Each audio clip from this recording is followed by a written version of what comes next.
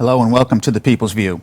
My name is David Shonem and I'll be hosting the program today. On People's View, we take a look at a variety of issues that are happening on the state, local, and national level from a conservative or a constitutional perspective. It's very important, I think, to the folks at home that we follow rule of law as we try to navigate some of the challenges that we're facing here in the country. I'm joined today by three distinguished colleagues. I'll start over here. Kevin Scully, former state representative from Nashua. Carl Seidel, four-term state rep from Ward 1. And Doris Hohensee, I'm a Board of Education member. Well, thank you all very much for coming in. A lot to talk about. Before the show today, we're kind of debating which of these multitude of items, should we really try to touch on today. Let's start at the state level, and let's start with the budget, because this is on everybody's mind, I think, what's going on in Concord for the state budget. We know that the governor proposed a budget, and the legislature didn't go along with that. They proposed their own, and the governor vetoed what the House and Senate had passed. Of course, Governor Sununu is a Republican, and we have a lot of partisanship going on in the state these days. Our House and the Senate are both Democrat-controlled. So there was a lot of extra spending that was proposed, and we have Governor Sununu who vetoed that. And so where are we now? Have they been working on a compromise? Well, what's happening? They've been working on a compromise, and the governor came and gave a State of the State meeting last Tuesday and talked about what's happening up there. He thinks that they're going to be working towards some kind of consideration. He basically has a problem with the fact that they've spent too much money, more than $100 million. They haven't spent it yet. No, that's in the proposed, they want to. the proposed budget that they wanted, and that he vetoed basically for that reason. And there are a number of components of the budget that he also wants to get out of there. But basically, he says, we can't go and do what they tried to do in 2011, when they had to cut more than almost $1 billion out of their budget proposal. But it's just as bad. You have to cut that out, because next budget has no way of, unless you're going to increase the taxes or whatever, has no way of being balanced. So in 2011, what was the circumstance there? Who was governor? Who controlled the House? Well, there was a Democratic governor, but that's the year that the Republicans had control of both houses, and it was veto-proof. I see. So Bill O'Brien, who's going to be running for Senate here against Jeanne Shaheen, was made Speaker of the House, and he essentially said, this is the money we have, let's fit the budget to that. And it was very successful, too, as I recall. Successful. So we had a situation there where the proposed spending was not what the Democrat governor wanted, Right. But we had to fix what had been done in the past, because that was when the Republicans regained control of the House and the Senate. And so we had to fix this big deficit that had been created in prior years. And so Governor Sununu wants to avoid repeating that scenario. Basically. So he says, let's not recreate this deep deficit that we then have to make cuts to fix. Let's just not let it get beyond our ability to pay for it. So what's the range of compromise? What's the gap between the governor's proposal and? Yeah, it's a little over $100 million, I think. Has there been movement on both sides? Well, I guess there hasn't been any acknowledgement of movement. But Governor Sununu's making some movement. He's making a proposal to them. I see. Basically, what he said at that meeting, and he didn't get into the details part of it, he says, this is the amount of money that I'm willing to have in the budget, okay? And he says, how we get it, we're going to have to trim someplace.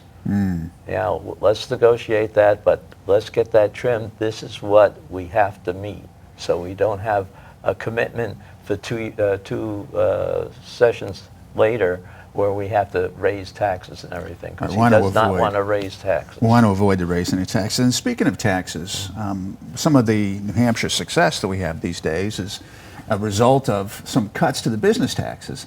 And as we've seen, as you discussed on previous shows, the Laffer curve and all that sort of stuff, if we can cut taxes, depending on where we're at, if we cut taxes under the right circumstances, we actually grow business and increase revenues to the state as a result. And that's what happened.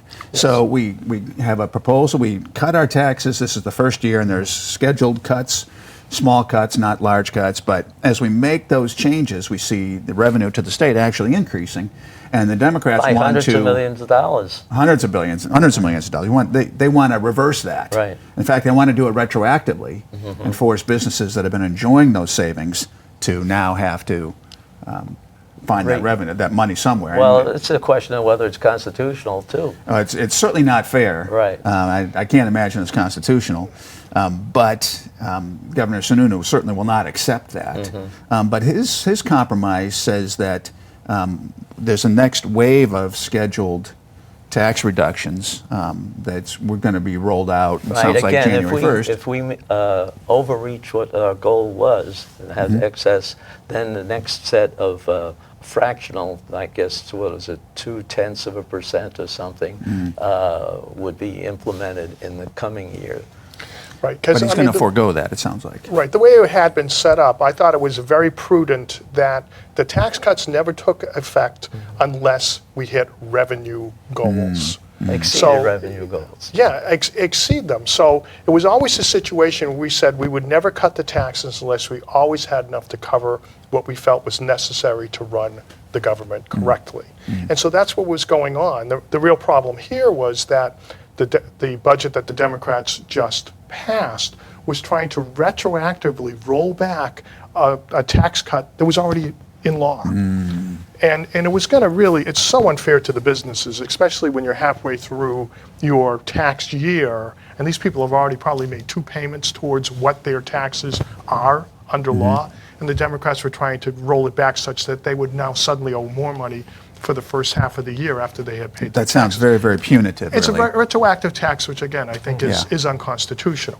So I think, I understand, Carl, from what you were talking about, the governor was saying, no, we're keeping the tax cuts that are now in law in place, but I would be willing to compromise and not have the additional round of tax cuts go into effect.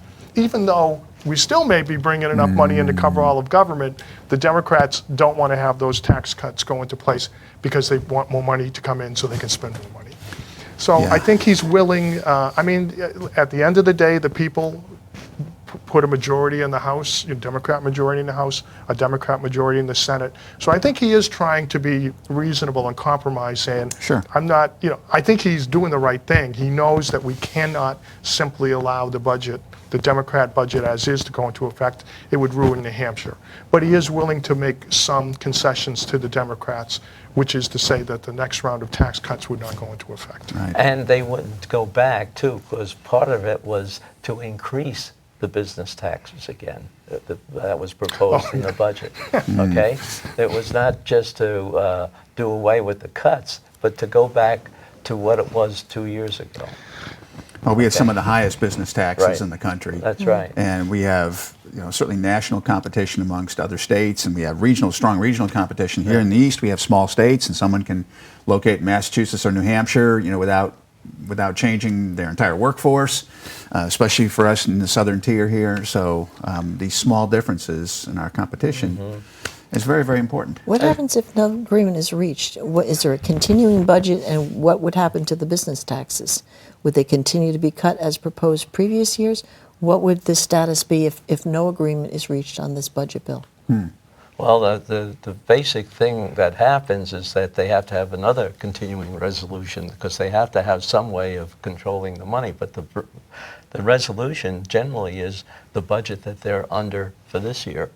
It just continues. Right. At the level Okay, that at it the was same the The previous level. last year. approved budget will Right. continue. That's right. Now, if I understand, they did get together and they shifted some monies around. So some of the departments which need money at one period of time more than others, and I think like the Parks Department is a Was perfect one example of of them, that. yes. They spend more money in the summer than they do in the winter. Oh, And yeah. then there's other ones that spend more money in the winter than they do in the summer. Right, so I think they did They get did together. pass that was allowed. So they took care of the immediate issue. So I think, yeah, to your question, George, I think we could continue on indefinitely. From my perspective as a fiscal conservative, I'd be very happy with that. Well, I have a that's question right. for you. He brought that up at his meeting. He says, we've already made money on this year. So if a budget resolution is not reached, Yeah. and we have a continuing resolution, Right. what happens to the further tax cuts? Yeah, that's what I'm. Will they continue to go down according to the schedule that was implemented in the last session? If that's the law. at Okay, the time. so- As long as we Yeah. hit the revenue That's goals, right. you know, I there's see. enough money coming in, they So kick in. Governor Sununu's opinion, and mine too, would be if we don't reach an agreement, that would be perfectly fine. What's interesting here is that Governor Sununu has demonstrated a willingness to compromise. What remains to be seen is will the Democrat-controlled House and Senate have the same willingness to compromise? Because what seems to be driving them is this strong desire to move to an income tax and a sales tax, to spend our way into needing to raise taxes. And they, for whatever reason, they seem to really hate this tax cut. And if they're going to dig their heels in on this tax cut issue and really Right. want it gone, and not only gone, but to increase taxes, maybe they won't accept Governor Sununu's compromise. But if they don't, then the tax cuts will. But they don't have continue. enough votes to override. He No. vetoed the budget. If they had the votes in the Senate, they could have overridden it. But I believe that they just don't have it, or they wouldn't. They don't be- have the votes They to wouldn't be override. talking this compromise. No, they would not be. Well, we'll see if they're even going to talk it. But Governor Sununu certainly is, because as you say, he recognizes that the people in New Hampshire voted these folks in. Well, he made a big step. He gave a limit. And he says, how you do it, well, let's hear your proposals. Right. You know, go ahead, because they've already, a lot of those things are, well, for mental health, they want to spend a lot more. But, I think it's reasonable to spend what you can do something with, rather than get a lot of money and not be able to do it right. Right. Because some of the stuff that I've seen is the fact that they don't evaluate the results of their budget, They don't see what this has to be done exactly. Well, it's very, very important, I think, as they move forward to determine which are the real priorities. Right. Because there's no such thing as co-number one priority. It doesn't happen that way. No. And when I started college, I remember my freshman economics 101, first day of class. How do you remember this stuff? All these years ago, the professor says the first rule of economics is you cannot spend the same dollar twice. I thought to myself, I'm paying for this? I know that. I'm paying for this? But that rule has stuck with me for all these years, and it's how we run our household, because you can't spend the same dollar twice. So if we spend on taxes, now we don't have money to fix the car. Or if we spend to fix the car, an unanticipated expense, or to fix the roof, or getting our roof fixed now we don't have money for something else, because you can't spend the same dollar twice. And it sounds like the Democrats don't fully understand that, because they want to spend it on this priority because it's the highest priority, and then also spend it on this priority because somehow that's magically number one also. Right. But it just doesn't work. So some reality here is important. I think Governor Sununu is trying to introduce some reality by saying you really have to focus on what you really want to spend the money The on. mechanism that they use is funny. They just use words. They change certain words to make sure you don't say income tax. It's a fee. It's an insurance fee. It's a tax for the on folks. wages. Let it go. Well, that's how it comes down sometimes. There's a lot of spin. There's a lot of spin in politics. Oh, I yeah. certainly learned that in my 2 terms on the Board of Aldermen. Let's shift gears here for a moment and talk about how all this spin occurs and terms that occur.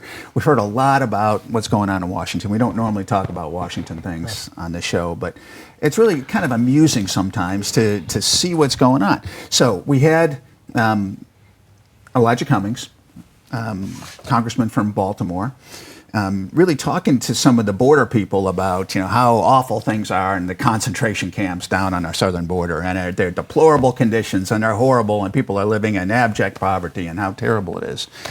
And really laying into this guy from Customs and Border Protection about what's going on, ICE or whoever, what's going on down there. And President Trump made the point. He said, wait a second.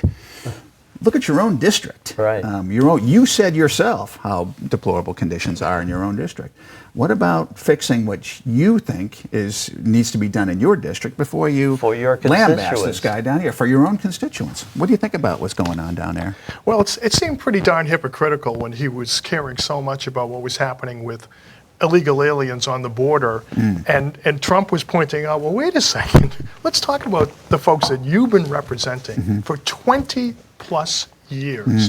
And God help those people. Baltimore is a rat crime-infested mess. And when you see the amount of money that's been sent by the federal government, and the number I saw was stunning.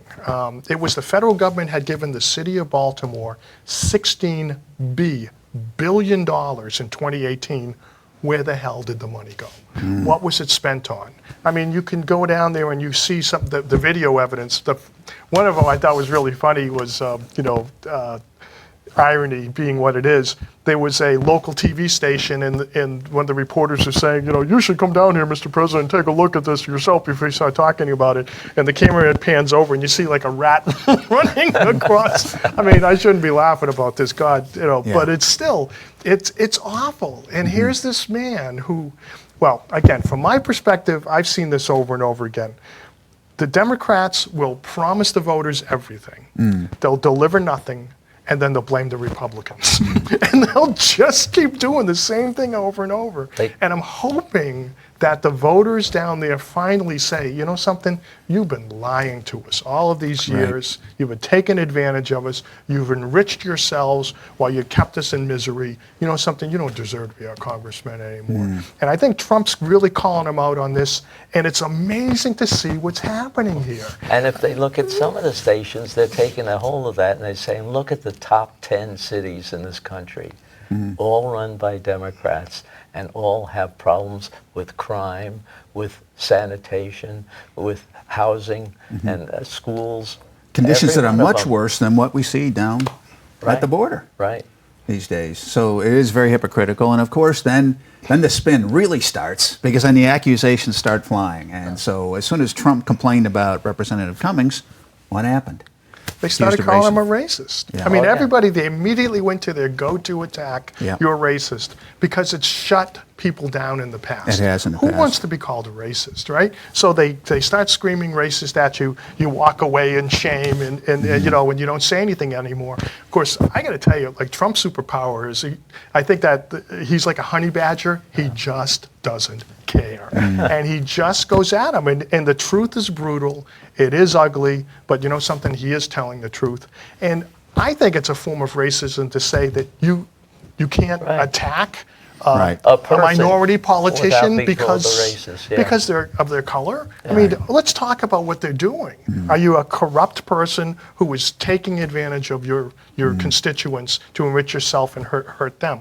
I don't care what color. And then hiding behind some color issue, which is what he's doing. Oh, it is. So again, they've come at him, and he just has been doubling down. And now people all of a sudden are looking at this issue of the inner cities and this terrible, pervasive poverty, filth, crime that's been going on here. And I'm hoping that people will finally say, hey, wait a second. You talk a good game. What have you actually done for these people? Up Pelosi's area. Absolutely. He can't Got be called a racist for that. Yep. That's right. She has the same problem in parts of her territory. Somebody's published a map of San Francisco where all the poop and the needles are. So I guess you know where not to go because you don't want to step in anything. But it's, I mean, oh my God, it's awful. I mean, this is America. I mean, what the heck happened here? Well, you could say what the heck happened here because you've got these cities that have been controlled by the Democrat Party for 50 years, and they've fallen apart. Right. So what are we going to do? Well, I think that it speaks to the idea that any one-party system is not good. Right. And that kind of brings us back to Nashua here just for a moment. We have a one-party system in Nashua, too. And the past two elections, it's after been that way. two elections, it looks that way. The school board is dominated mostly by the last one party. election It's supposed to be nonpartisan, but it's still the very, Democrats very partisan. swept the municipal election last year, and they swept the last state election. That's right. So if we don't turn that around, there is no discussion or debate. Everybody's just agreeing with each other on Well, that's these what I was on the boards. Board of Aldermen. When I was on the Board of Aldermen, we had a lot of meaningful discussion. And you learn things from there each other. There was some heated debates. And some of those meetings, especially when it was budget time, would drag on way into the night. And I talked to some of the guys who run the cameras, for those meetings now, and they say in 20 minutes they're done. But you got a Democrat mayor, you have a fully Democrat board, maybe there's one independent in there. It's supposed to be nonpartisan, but is clearly very, very partisan, and it's one voice. They're speaking with one voice. Right. And what does that voice say? It says spend. In Concord, we have House and Senate that say spend, but we have one voice on the other side, fortunately, which says, hey, we got to control this. Here in Nashville, we don't have that. If the Board of Aldermen wants to spend, the mayor says, sure, let's go. Well, I have And to vice say, versa. Well, I mean, and especially now that this New Hampshire Supreme Court has ruled our tax cap illegal. Our all I can spending say- cap. Spending Yeah, cap. the spending cap. Unenforceable. Pardon me. I would- Unenforceable because we don't have an override provision. Now, I don't understand how they needed 10 votes to override, That's a the very cap. good question. So whatever it is, Manchester has one. There is a legal way to do it. It would have been more instructive if the court said, this is what you need to do to change your cap to be in compliance with the Let's law. talk about that for just 1 second. You're absolutely right. I'd love to know what we need to fix. We did have an override provision. Provision. We didn't call it. It wasn't spelled out. We didn't use Yeah. the word override. Right. We used the word exemption. So our law said we can get an exemption to this if we have 10 votes from the Board of Aldermen, a supermajority. We can go beyond the dictates of the spending cap. And it served as an override. I was at a meeting one time where actually the city attorney, we're talking on a different subject, and we were talking about a contract on a different area. And he said, listen, if the parties to a contract understand that it says X, Y, and Z, and then now someone's trying to find a loophole to say, well, it doesn't really say that, but the parties understood that's what it said, well, that's the basis for the contract. Not the loophole that you've suddenly discovered. But if there's an understanding on both sides that X, Y, and Z in a contract are the legitimate provisions, then that's the deal. And there was a legitimate understanding in the Yes. city of Nashua that there was an override position 24 years. for all these years. And in fact, the mayor would speak about, well, we're going to have an override. The alderman would say, well, we can have 10 votes, we have an override. Override. Everyone in the room knew there was a provision Yeah. for overriding this spending cap. And somebody, some legal guy somewhere, found a loophole that said, well, it didn't say the word override. And so all this tradition and history and shared knowledge was thrown out as a legal precedent. And I think that was But a there huge needs mistake. to be a ballot questions, for the sake of the people. Say, Yes. which way do you actually want it? This will fix it and give you an override provision, and it'll be enforceable, or this, and you don't have one at all. It Put won't it on be the on the ballot. ballot until the Board of Aldermen approves such a question. And the Board of Aldermen, I think, is stocked with a single party who really doesn't want to have such. Disrespectful to the people not to give They're them a not voice. respectful to the people, in my personal opinion. Well, They're Well, all respectful. I have to say is be afraid, be very, very afraid. Yeah, we got to watch And I very, think very that, carefully. we have an upcoming election for aldermen, and I think you have to think long and hard about, do you want to basically have one-party rule in this city, or do you want to bring in some folks who might push back a little bit and watch out for the interests of the taxpayers? the other thing is how we're bonding. It used to be that you use the operating budget to fix your roads, your operating budget to update your assessment cards. Why are we bonding these normal day-to-day expenses of a city? These aren't extraordinary expenses. Plus, Why? they cost more. 'Cause- You have Well, the if you interest bond on the it, yeah, bonds. but why can't we fit it into the normal budget? Right. Why are these? Because you can't spend the same dollar twice. The money was taken out of roads and put into, in my opinion, union contracts, largely schools. But there's an interesting principle here. The roads don't vote. Oh, Union members vote. got it. So we don't give the money to the roads because they're not going to vote for us. We give the money to the union representatives because they're going to vote for us. That's my personal view. Makes sense. Based on my experience on the board. So money was taken out of things that are really important. I think infrastructure is one of the most important things for a city to take care of. I think first is public safety. People don't want to have bars on their windows when they sleep at night. Second is the roads. You have to have good infrastructure. Thirdly are some of the other services. And I think that if we're going to have a school department that's getting a lot more money, they should produce a lot better results, in my opinion. We're This is just switching part of gears. how We're it's- not worried about academics anymore. No, I We're know. worried about how you feel. Yeah. Social emotional learning. We've talked Yeah. about that Men- before. Mental health. Yeah, that's a It's big a gateway aspect. to mental health. And how much is that going to cost? $5 million. It's gone up a little. It was 56 new employees, but now it's 57.7. So we need Because 57 more we employees. approved it 7-2. I didn't support it, but it's a living document, and it will change. So what did we approve? I don't understand how a board approves a living document that can change out from under the vote. Well, when I was still on the Board of Aldermen, there was a gentleman who came from the public who spoke at the microphone. He said that too many of our departments in the city, he was speaking specifically about schools, really run jobs programs. And that's a mistake. That's a big mistake, because the folks at home they can't spend the same dollar twice either. And if the money goes out in taxes, they can't paint the house, or they can't make the car payment, or they can't do something else. This is very, very important. And if we're taking taxpayer money to run a jobs program, especially in the case, I don't mean to pick on schools, but you're here, but we have declining enrollment and we have poor performance. My biggest problem is not how much they spend, and really that hasn't been where I put my energy. It's what the dollars that you are spending, how to spend them wisely.